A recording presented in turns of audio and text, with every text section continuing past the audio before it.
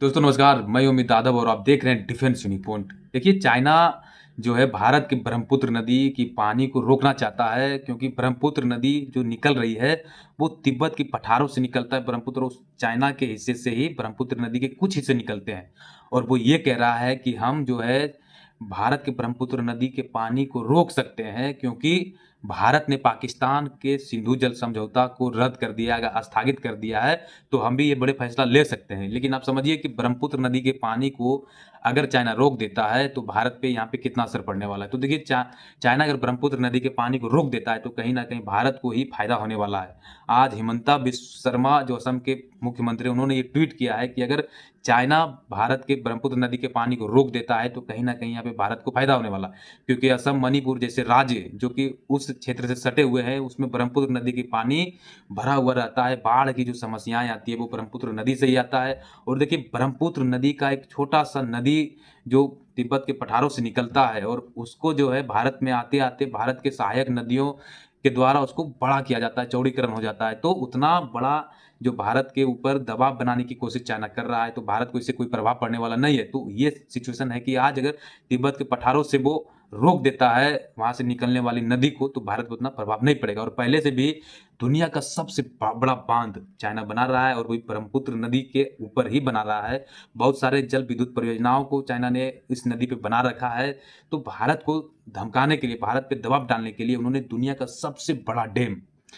सबसे बड़ा डैम उन्होंने बनाया है ब्रह्मपुत्र नदी के ऊपर। तो ये सारी चीज़ें हैं और जिस तरह से भारत पाकिस्तान के ऊपर बाँध बनाया था, सिंधु जल समझौते को स्थगित करने के बाद उन सभी बाँधों को बंद कर दिया, उसी तरह से चाइना भी उस पे बाँध बनाया हुआ है। लेकिन यहाँ पे भारत को कोई प्रभाव पड़ने वाला नहीं है। देखिए अभी मानसून का समय है, मानसून जैसे ही भारत में प्रवेश किया है और जो भारत के जो उस क्षेत्र के राज्य हैं, असम, मणिपुर इन सभी राज्यों में बाढ़ की किल्लत है और बहुत सारे चीज़ों की वहाँ पे नुकसान हो रही है और करीब 5 लाख लोगों को वहाँ पे नुकसान झेलना पड़ रहा है और 36 लोगों की अभी तक मृत्यु हो चुकी है। तो ये हिमंता बिस्व शर्मा जो कि असम के मुख्यमंत्री उन्होंने ये ट्वीट किया है कि ब्रह्मपुत्र नदी के पानी को अगर चाइना लो रोक लेता है, तो यहाँ पे भारत को फ़ायदा होगा। क्योंकि इसलिए चाइना भारत को धमकी ना दे कि हम ब्रह्मपुत्र की नदी के पानी को रोक सकते हैं। तो ये चीज़ है, लेकिन एक बात भारत को गौर करना चाहिए कि क्या भारत को घेरने के लिए भारत के सभी पड़ोसी देश एक साथ आ जाएँगे?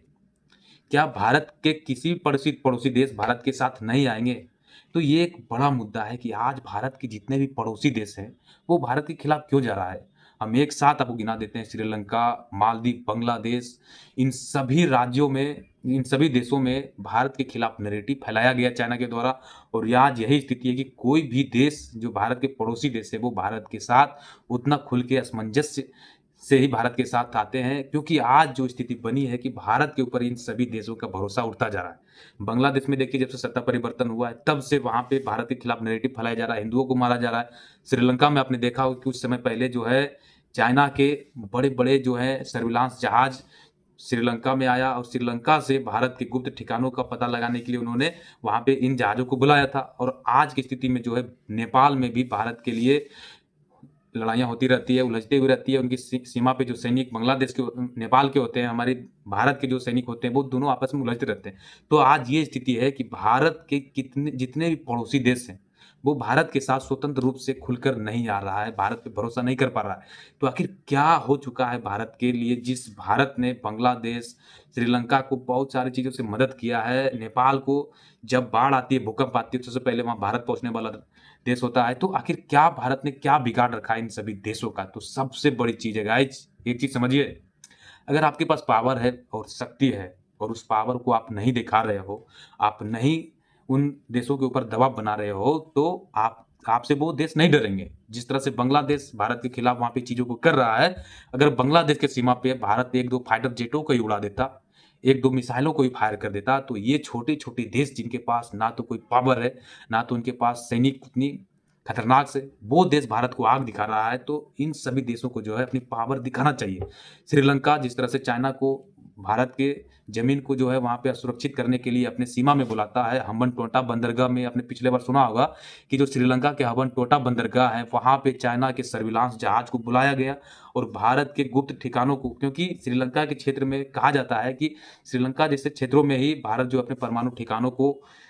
छिपाया हुआ है, तो उन सभी चीज़ों का सर्विलांस करने के लिए चाइना के जहाज वहाँ पे आते हैं, तो उस समय जो है श्रीलंका को अकल ठिकाने लगाने के लिए